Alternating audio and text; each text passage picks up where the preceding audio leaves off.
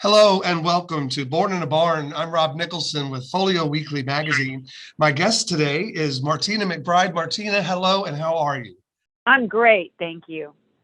We are thrilled that we're going to get to see you in town in a couple of weeks. On Friday, the 15th of April, Martina is headlining her own show at the Florida Theater. Martina, you just last fall, though, did a tour with Blake Shelton and friends, Tracy Bird, Trace Atkins, Gwen Stefani. How was that tour? Did you have some fun? It was so much fun. I've wanted to be on that tour for a while, and I hope that he would ask me. And so I got the call, and we're good friends, Blake and I, and it was just a lot of fun to be on that tour. The crowds were so excited, and we got to sing together at the end. We all four of us, sang together at the end, and it was really fun. That's got to be just great. I love all of those people, so that just must have been fun hanging out with them. Now, your tour, definitely, you're touring well into the summer. This is quite a tour that you're out on, and you're out on the 30 years of RCA double album, aren't you?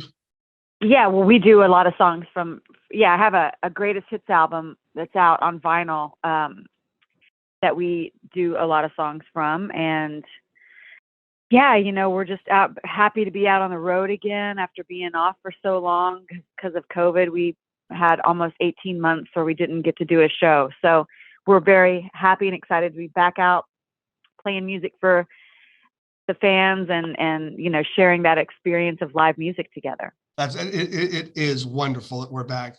But you stay busy. You did an exhibit at the Country Music Hall of Fame, The Power of Her Voice. Can you tell us more about that? Yeah, that's an exhibit that the Country Music Hall of Fame put together for me. And, that's another dream come true. I've always wanted to have an exhibit in the Hall of Fame and museum. And so they put together this really beautiful exhibit called The Power of Her Voice. And it talks about, where I came from in Kansas and my upbringing and then moving to Nashville and some of the songs that I've done and the causes that I've championed or talked about, and I'm really, really proud of it. It's up until August, so everybody can go see it until August. And I have a lot of personal items in there that I've kept over the years, just hoping that I would get an exhibit in the Hall of Fame. So it's really a great honor. Well, congratulations on that. That's quite an achievement. And I saw some of the pictures of it. It looks like an awesome display. I also wanted to talk to you about Teen Music is Love, a charity that you're behind, that you started. And if I understand right, the books, Martina's Kitchen Mix and Around the Table, the money from that goes towards teen music, or how does that work? Not actually. They're not quite connected in that way, but Teen Music is Love is a charity that we have.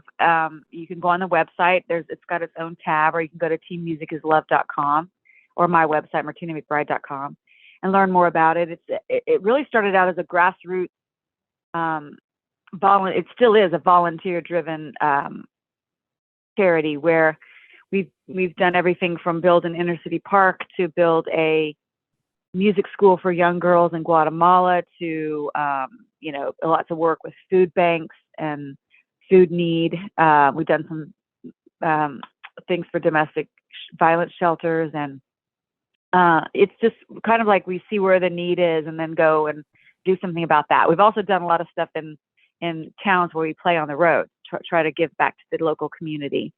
And then the cookbooks, Martina's Kitchen Mix and Around the Table, they're kind of separate things that I did. I love to cook. I'm a passionate cook. And a few years ago, somebody said, why don't you write a cookbook? And I was like, I can't write a cookbook. I'm a singer. But I got the opportunity to write a cookbook. And I was like, okay. And just loved it. And for me, cooking is similar to music in a way that it's how you share, it's how I take care of people. It's how I nurture people and that I love. And so, I've been able to write 2 cookbooks now and I had a show on the Food Network at one point and hope to continue to do work with food because it is a passion of mine. Well, and it's just a wonderful way of bringing loved ones and friends together, like you say. So it's a wonderful way of sharing. I'm also amazed at what Yes. y'all done with team music, because you had mentioned whenever you've gone into some markets, you've been able to help with the different types of charities. Here in Florida, I know you've also helped with some of the hurricane destruction that we've had here, and we totally appreciate that. I've got to tell you that. Um, Thank you. in Yeah. addition to all of that, you've also done some work to end domestic violence, and boy, is that important. Yeah, well, I mean, for obvious reasons, it's important. But the song "Independence Day," when I recorded that song, it changed my life in more than one way. More than just my career. It really woke me up to the issue of domestic violence and how huge of a problem it is. I grew up in a very small rural community on a farm, in a town of I went to high school in a town of about 180 people. So it was just never really talked about or on my radar as a kid. It wasn't something that anybody talked about. I didn't see it on television. It just wasn't like a thing that I really was. I mean, I was aware of it, but not in a way that I was after I recorded Independence Day, when I started getting letters about people who have, were in violent situations or had escaped violent situations, and had the song, had used the song as a motivation to do that. So I really started just feeling so angry and passionate about wanting to do something to make a difference in that area. And so, I did a few things. I was a national spokesperson for the National Network to End Domestic Violence. I went around and did some talks at high schools for young girls about healthy relationships and signs of an unhealthy relationship, and just different things that I could do to try to make a difference. Well, again, that is awesome. I'm a member and volunteer for the American Legion, and one of the sayings we have is "Be the kind of American worth fighting for," and you are 10 times that with the work that you do. So, thank you so much for that.